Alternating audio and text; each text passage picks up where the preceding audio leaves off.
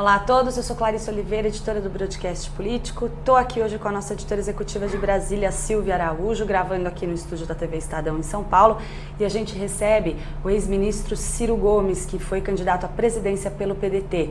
Ministro, tudo bem? Obrigada pela presença. Silvia. Bom dia. Bom dia, Silvia. Bom, ministro, acho que a gente não tem como não entrar já de início num assunto que movimentou bastante o partido do senhor nos últimos dias, que é a discussão sobre os dissidentes que votaram contra a reforma, votaram a favor da reforma da Previdência, contrariando a orientação do partido, e em especial aí a polêmica que está cercando a deputada Tabata Amaral. O senhor chegou a falar que acreditava que talvez eles devessem sair do partido. O senhor mantém essa posição? Veja, há nesse assunto, que é muito doído para mim, dois aspectos. O tempo vai passando e a cabeça vai ajudando a gente a controlar o desgosto de filha que eu senti, porque eu que assinei a filiação da Tabata, eu que recrutei, eu que a trouxe, eu que andei com ela pedindo votos, fui a única candidata para quem eu pedi dinheiro, dentro das regras da lei, não é? Porque achei que era um quadro, acho que é um quadro de grande valor, de grande talento, e que uma das minhas mais generosas tarefas hoje é preparar quadros. Por exemplo, lá no Ceará nós temos uma nova geração que eu ajudei a preparar, que é a melhor turma que faz política hoje no Brasil. Portanto, ninguém me confunda com um velho reativo à chegada dos jovens. Pelo contrário, eu sou o cara que mais tem preparado os jovens para desenvolver talentos na vida pública. Agora, tem duas questões, como eu falei, uma coisa de processo e outra de mérito. No processo é o seguinte: em março desse ano, nós somos, é bom lembrar para as pessoas, o Partido Democrático Trabalhista. Né? Então, nós temos um programa, nós temos uma história, nós temos um conjunto de valores, alguns deles são tão gravemente pesados que são simbólicos. Esse partido, por exemplo, ancestralmente, representa Pasqualini, Getúlio Vargas, que criou pura e simplesmente o sistema público de previdência no Brasil. Então, veja, em março desse ano, quando nós vimos o rumo que o governo estava tomando, e vou lembrar, o governo Bolsonaro, que para nós é o fundo do fundo do fundo do fundo do poço. Então, o governo Bolsonaro estava desenhando uma proposta. Então, nós percebemos aquilo, trouxemos toda a estrutura do partido no órgão máximo, que é a Convenção Nacional. São aí 600, 700 pessoas, todos os governadores, todos os deputados federais, estaduais, todos os prefeitos, o partido inteiro. E todos os deputados federais, a Tabata inclusive. E pusemos em debate: olha, vem por aí, porque a gente sabe o que está acontecendo e o que vem mais por aí. Uma providência, nós não podemos concordar com isso. Vamos lembrar, ainda sob o ponto de vista de processo, nós somos o único partido que antes da eleição apresentou uma proposta, com os números, com um prazo de 24 meses para resolver o problema da Previdência Social brasileira, e eu posso explicar se houver naturalmente espaço aqui. Então nós vamos votar contra essa proposta do governo, porque ela não resolve o problema e porque ela é injusta. Injusta por quê? Porque 83 de cada 100 reais vai nas costas do sacrifício de quem ganha até 2 mil reais de salário. É simples de explicar se nós tivermos oportunidade. Alguém tem alguma coisa contra? Nenhum dos deputados federais manifestou nada contra, porque estava aberta a questão. E ela nunca esse se seria o colocou. Nunca, não, digo pior. Até a antivéspera da votação, ela disse a mim, e em público, é só as pessoas entrarem na internet, que votava contra essa proposta, porque o PDT tinha uma proposta diferente, que era mais justa e que resolvia o problema da Previdência, ao contrário dessa, que é injusta e não resolve. E esse era o foro para ela colocar a opinião dela, né? Veja bem, qualquer organização funciona assim. Sim. Então nós tiramos ali, por esmagadora maioria, houve quem votasse contra, ela não. O fechamento de questão contra. E é na véspera, sem conversar com ninguém, sem repartir as razões dela com ninguém, e esses outros também, não quero particularizar, mas por motivos diferentes, não é? No momento em que a onda flagrante de suborno correu os gabinetes de Brasília, suborno por baixo do pano, eu não explico, mas o suborno por cima dos panos, todo mundo sabe, é só olhar o Diário Oficial da União, que saiu com 44 páginas de créditos adicionais para liberação de emendas, que nem todas são corruptas, mas quem quiser acompanhar um escândalo, que é um velho escândalo de todo sempre, vai olhar se não tem aí 30%, 40% de corrupção para o bolso dos que fizeram essa traficância. Isso é a velha história do Brasil, que eu conheço bastante bem. Agora, então repare, essa é a questão de processo. A questão de substância é assim: esta reforma, Clarissa, não resolve o problema da Previdência Social brasileira, nem remotamente. Por quê? Porque ela replica o modelo. E o nosso problema não é de despesa, o nosso problema é de modelo. E o modelo de repartição só tem no Brasil, na Argentina e na Venezuela. E esse modelo de repartição foi conservado e os privilégios foram mantidos. Deixa eu explicar para vocês. Sem a DRU, que é um desvio do dinheiro da Seguridade Social, o déficit da Previdência no Brasil são 50 bilhões de reais por ano. Já é muita coisa, tem que resolver o problema. Mas 50 bilhões de reais por ano vai dar a seguinte proporção. Os militares, porque eu tenho todo o respeito, reconheço as peculiaridades, mas apenas para fazer um exemplo prático com números gelados. Os militares custam 47 bilhões de reais por ano para a Previdência Brasileira. E contribuem com 3 bilhões de reais para a Previdência Brasileira. Portanto, dos 50 bilhões de déficit, é justo que eu diga que 43 bilhões são provocados pelos militares. Agora... É justo ou injusto? Vou fazer esse juízo daqui a pouco. Agora, a grande questão é, foi feita alguma coisa? Não, 99% dos militares brasileiros se aposentam com 55 anos. Isso está direito? Aí mente na televisão de que os deputados, os políticos agora vão obedecer. Mentira! Eu, Ciro Gomes, renunciei a 3 pensões, ex-deputado, ex-prefeito, ex-governador, lá quando eu tinha 36 anos. Tem uma certa autoridade moral para não vir tomar lição, né, de gente que parece assim. O Ceará é o estado mais sólido do Brasil. Nós já fizemos a reforma da Previdência, parte importante dela, há muitos anos, há algum tempo. E boa parte disso foi idealizado por nós e aprovado e feito em vigor por nós. E o Estado do Ceará é o mais sólido, do ponto de vista financeiro, do Brasil. Eu não estou falando isso senão para dar exemplo prático daquilo que eu estou falando. Não temos, falar em atraso de funcionário lá, é um assunto de 30 anos atrás. Pois bem, na questão da Previdência no Brasil, dos políticos, só terá efeito, atenção brasileira, que foi engabelada aí pelo merchandising dos artistas populares e tal, a preço de milhões de reais. Só terá efeito sobre os políticos a mudança daqui 34 anos. Por quê? Porque todos os atuais deputados permanecem rigorosamente na mesma regra. 35 anos de contribuição, 65 anos, que não foi o Bolsonaro nem essa reforma que fez. E sem a obediência ao teto do INSS. Portanto, o próprio Bolsonaro se aposentou há 6 meses atrás como deputado, há 6 meses atrás, já eleito presidente, se aposentou como deputado com 26 mil reais de salário. O resto é empulhação. Simplesmente o pedreiro, vá lá você na construção civil, se você não tiver trocado o coração por uma pedra, passe num canteiro de obra e veja se você acha um operário de 65 anos. Entre no comércio na Avenida Augusta aí e veja se você acha um balconista, um comerciário com 65 anos. Agora, ministro, me desculpa insistir um pouquinho, voltando um pouco para a questão da Tabata, eu queria entender se o senhor ainda acredita que ela deve deixar o PDT, como o senhor falou. Eu acho que o mais digno, eu não quero particularizar nela, porque foram mais ela e mais 7. Mas o mais digno para ela é fazer o que eu fiz a minha vida inteira. Eu tenho uma vida partidária sofrida. Eu me filiei, ajudei a fundar o PSDB, que tinha um programa lindo, que tinha uma série de propostas muito sérias, e foi para o governo e fez tudo o oposto. Chafurdou na corrupção, nas privatizações em roubalheira, etc, etc. O que eu fiz? Saí. Agora, o senhor acha que o partido tem que requerer esses mandatos também? Porque são 8 cadeiras. Eu não tenho nenhuma vontade de entrar nessa miudice. Sabe, não quero retaliar a Tabata. Eu estou apenas dizendo, daqui a pouco essa gente vai propor, por exemplo, a entrega da Petrobras. Mas, ministro... Qual é a posição dela? Daqui a pouco vão pedir a autonomia do Banco Central para integrar de vez a política monetária brasileira aos 5 bancos, 3 bancos privados que monopolizam 85% das transações financeiras. Como é que ela vai votar? Pela linha do partido ou pela dupla militância que ela está revelando? E considerando essa pauta, que essa pauta está colocada na mesa. Vai tudo aí, né? Agora. Qual é a reforma tributária que nós defendemos? Nós defendemos que se cobre um tributo progressivo sobre lucros e dividendos. Só o Brasil e a Estônia não cobram. O baronato brasileiro não quer nem ouvir falar. Nós defendemos uma tributação mais progressiva sobre heranças, que o mundo inteiro cobra, e o baronato não quer nem falar. Se você serve a esse senhor, não dá para servir a nós. Percebe? Partido é isso. A gente não quer representar os neoliberais. Tem aí o MBL. Por que ela não vai para o MBL? Mas, essa ministro, é a linha deles. Ministro, de qualquer forma... Agora é um horror você se eleger dentro do ideário. Né? Nós não somos extrema esquerda, nós não somos irrazoáveis. Nós apresentamos uma proposta de previdência, nós apresentamos substitutiva a essa daí, ela sabe de tudo isso. Mas o partido se sente confortável em perder se essas pessoas, todas essas pessoas chegarem hoje e estou saindo do partido. O partido está confortável? Não, o partido está muito machucado, porque nós fizemos um esforço muito grande por todos eles. Nenhum deles, a Tabata não se elegeria se não fosse o quociente eleitoral do partido.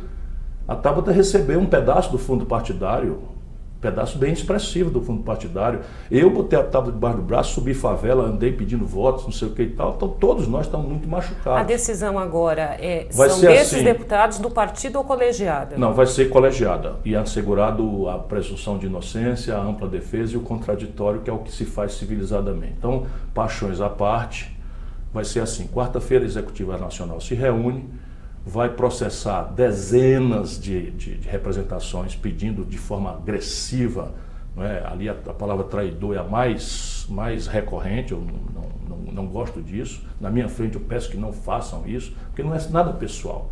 Então, vai se chamar a comissão de ética, vai se individualizar para cada um deles o procedimento, todos serão chamados a se explicar o que é que aconteceu, né? A partir daí a comissão de ética elabora individualmente, depois de ouvir a defesa deles, um relatório recomendando o que fazer para o Diretório Nacional. O partido tem indicado que talvez opte por punições mais brandas, né? Pelo menos nos bastidores das conversas estão indo nesse caminho. É possível. Eu estou só lhe dizendo, veja, eu estou trabalhando fora de estatuto, regras e tal. Eu estou trabalhando dentro daquilo que foi a minha vida. Eu tenho uma crítica que se faz a mim, que não posso ser acusado de corrupto nem de incompetente. Eu estou me reapresentando por causa dessas maluquices do Brasil. Nunca respondi em 40 anos de vida pública por nenhum mal feito, mas se critica que eu mudei muito de partido. As razões são essas. Eu assino um programa, luto por um programa, de repente o partido vai para o poder e faz tudo o oposto. E eu faço o quê? Eu saio. E não carreguei mandato de ninguém. Então não estou recomendando para eles nada mais do que eu fiz. Se você não está confortável, se você defende outras ideias, vai embora, cara.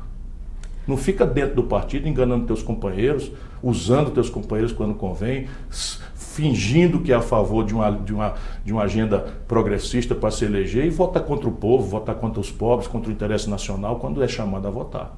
Agora, mais do que isso, embora sejam 8 deputados, a única que escreveu um artigo esse fim de semana no jornal Folha de São Paulo falando em falta de democracia dentro do partido foi ela, e se disse ali perseguida. Pois é, veja bem. E aí, quando ela está falando isso, a gente entende como um recado claro ao senhor, porque foi o senhor que falou. Sim, então é verdade ou mentira que houve uma reunião em março da qual ela participou e teve explicitamente uma oportunidade para falar contra, como teve ao longo dos últimos meses todos. E se você quiser, faz uma recuperação no Google. É tão fácil hoje em dia que não existia antigamente. A declaração dela sistematicamente, repetidamente, de que era contra a reforma que o Bolsonaro propôs, não porque nós não reconhecemos a necessidade de uma reforma, mas porque a reforma dele não resolve o problema, porque é tecnicamente ruim e socialmente perversa. Por quê? Porque 83 de cada 100 reais de sacrifício são direcionados não ao andar de cima. Eu dei os números. O mundo militar custa 47 bilhões e recolhe 3. De um déficit de 50 sem a DRU, francamente, se você tiver um mínimo de razoabilidade, é por aí que você tem que corrigir. Mas não, a crônica é o seguinte: essa não é a melhor reforma, mas era a que tinha. E o cidadão que agora vai ter, a viúva que agora vai ter, não sei se todo mundo sabe, porque as pessoas, quem vai nos ouvir aqui, não tem tablet. Não tem hora para ver a internet, o celular dele, no máximo tem o WhatsApp porque não é smartphone. Então essa é a grande tragédia.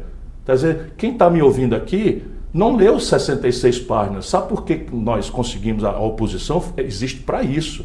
O Bolsonaro propôs, por exemplo, cortar a pensão para quem tivesse síndrome de Down e tal. Nós brigamos, chamamos a atenção, a mulher dele, a primeira-dama, reclamou e pediu para mudar e mudou. Questões como a pensão das viúvas, por Na exemplo, pensão você das acha que dá para mudar no segundo turno? Veja se vamos tentar, a nossa luta é essa, mas vamos lá, o que é que a dona Tabata, Sua Excelência a deputada Tabata e os meus ilustres companheiros, para meu sofrimento, votaram a favor de uma reforma que diz o seguinte, que a pensão da mulher de um pedreiro que morreu caindo de um andaime vai ser só 60% do salário que ele recebia, menos do que um salário mínimo. O senhor acha que tem espaço para direito modificar? Isso, pelo amor de Deus, eu tô pirado. A velha política é tão intoxicante que eu tô errado? Será possível?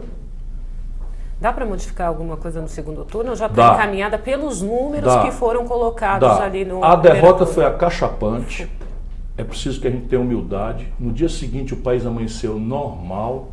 Ninguém quebrou nenhuma vitrine. Ninguém furou o pneu de um ônibus. E isso tudo deveria, como a mim tem me feito, parar a gente que é crítico parar para pensar, né? Cadê o veio de transmissão da nossa eloquência, da nossa sensação de que estamos fazendo a defesa dos mais pobres entre os pobres?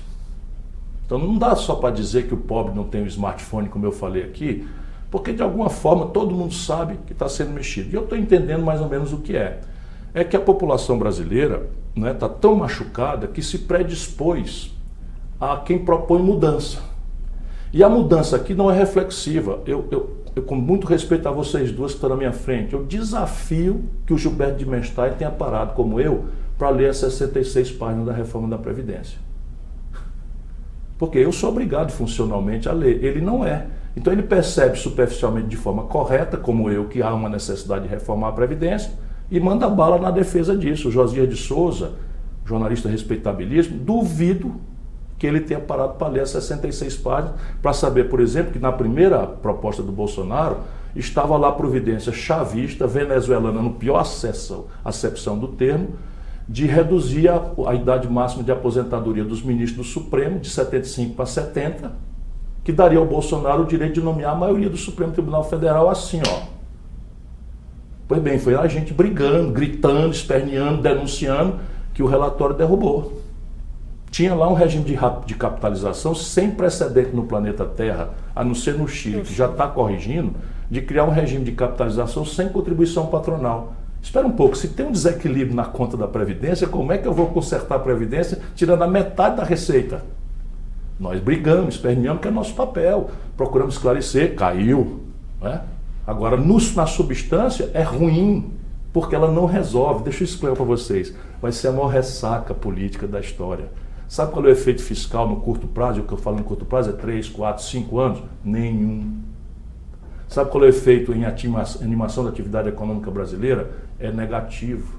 Por quê? Porque hoje a demanda, o consumo das famílias está deprimido como jamais aconteceu.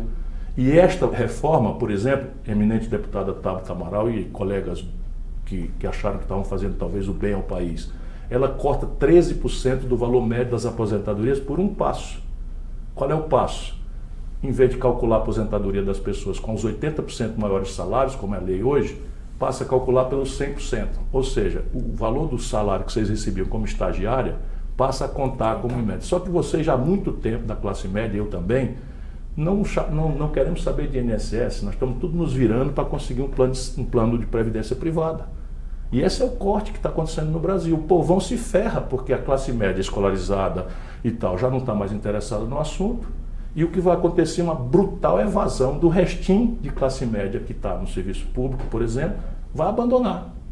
Vai se acertar por fora com planos privados de previdência. E isso não é por acaso. Previdência à parte, a outra agenda, essa agenda econômica que o deputado Rodrigo Maia quer tocar ali dentro, principalmente na Câmara, o senhor acha que dá para conciliar essa agenda ainda com mais um turno da Previdência e mais a Previdência sendo discutida lá no Congresso? Tempo que eles querem. A tributária, por exemplo, que sempre foi um problema no Brasil. A Câmara está agindo com muita agilidade e eu aprecio isso. Eu fui deputado e uma das coisas que me exasperava foi o pior momento da minha vida pública, botar gravata para ir conversar fiado. Né? A Câmara está produzindo bastante, independentemente da qualidade da produção, que eu sou crítico, mas é muito importante isso que está acontecendo e eu atribuo muito isso à liderança do Rodrigo Maia. Por isso que nós, inclusive, temos um diálogo aberto, um entendimento, conseguimos mitigar muitas dessas tragédias porque temos um diálogo aberto, porque o nosso papel de oposição é tentar cobrar as coisas, melhorar as coisas, criticar os defeitos, ou não vocês, mas tem um certo jornalismo no Brasil, por exemplo, que quer me desqualificar hoje, como se eu fosse da situação. Era o que faltava agora eu votar a favor do Bolsonaro. Quando a tarefa que o povo me deu foi fiscalizar o Bolsonaro, cobrar o Bolsonaro, e aqui para nós está sendo fácil. Agora, ele já, inclusive, fez questão de se colocar ali como candidato à reeleição, para que não houvesse nenhuma confusão ali de quem seria o nome do governo para a próxima eleição.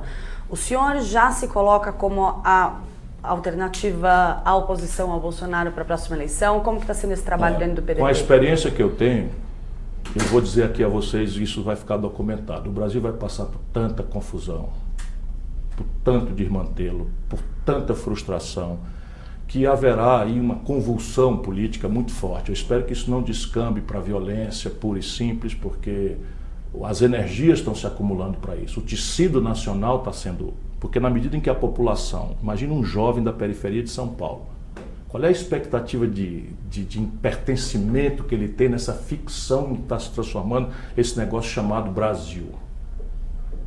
Sabe qual é o futuro desse garoto que está estimulado a compra sem ter dinheiro?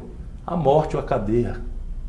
E ele sabe disso, ele está vendo os coleguinhas dele sumirem pela morte ou pela cadeia, numa estúpida guerra contra as drogas que já está perdida, e a elite branca e prepotente fazendo o sonho dela ter uma casa em Miami.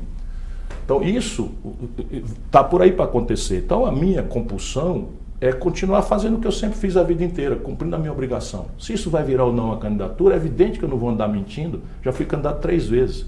Então é evidente que eu gostaria de ser presidente do Brasil. Mas será que vale a pena ainda? Será que ainda vale a pena? Será que restará um país governável se essa gente destruir, por exemplo, as portas da industrialização perdida do país, entregando a Embraer para a Boeing e fechando a porta do complexo industrial militar como potencial de progresso do Brasil? Isso não é trivial. Os americanos acabaram de proibir os chineses de comprar a Qualcomm. Por quê? Porque a Qualcomm produz chip e os americanos não podem perder para a China o protagonismo em chip que está no coração de toda a telefonia. Os americanos estão fazendo uma restrição violenta à Huawei, porque a Huawei está 10 anos na frente no domínio da tecnologia 5G. E o Brasil está entregando, esquartejando a Petrobras. Isso é o complexo industrial do petróleo e gás e bioenergia, é outra porta extraordinária que o Brasil tem para crescer, para reindustrializar-se, enfim, para adensar a nossa cadeia produtiva e matar a ilusão de que nós vamos pagar a nossa vida moderna com milho, soja, petróleo bruto e minério de ferro. Essa conta não fecha. Ministro, falando nos Estados Unidos, a gente não pode deixar de perguntar para o senhor sobre essa nova polêmica aí no governo Bolsonaro, que é a indicação do Eduardo Bolsonaro para a embaixada em Washington. Quem é o indicado? Se for indicado mesmo, porque eu acho que isso também está colocado aí pela esperteza marketológica do Bolsonaro e dos seus assessores estrangeiros para desviar a atenção. Agora é hora de discutir previdência social. A situação é ruim, mas nós temos um segundo turno na Câmara, 2 turnos no Senado, e a população pode ir acordando para a questão concreta agora. Que nós precisamos de uma reforma, está de bom tamanho, mas esta não resolve o problema. Eu tenho muita responsabilidade de você cobrado. Não resolve o problema para o primeiro. E toda a parte que vai fazer para o futuro é extinguir a aposentadoria dos mais pobres. Assim como eu estou dizendo, basta perguntar de novo. Veja se você acha um operário na construção civil, um motorista de ônibus, uma babá com 62 ou 65 anos. É assim que nós estamos fazendo com essa reforma. Porém, o Bolsonaro, de forma esperta, nos distrai hoje com a ideia da coisa. Quem é o Eduardo Bolsonaro? É um imbecil com português muito ruim, o que quer dizer que o inglês não deve ser grandes coisas, portanto vai ter que se expressar em temas sofisticados com auxílio de tradutores, ocupando aos 35 anos, mais 4 dias, o lugar mais complexo, delicado e difícil da diplomacia de qualquer país do mundo, que é a representação junto aos Estados Unidos. Experiência anterior, policial. Então nós estamos mandando para a representação de um país que tem uma diplomacia profissional altamente qualificada, respeitada mundialmente, um policial de 35 anos. Tem alguma coisa contra os policiais? Não.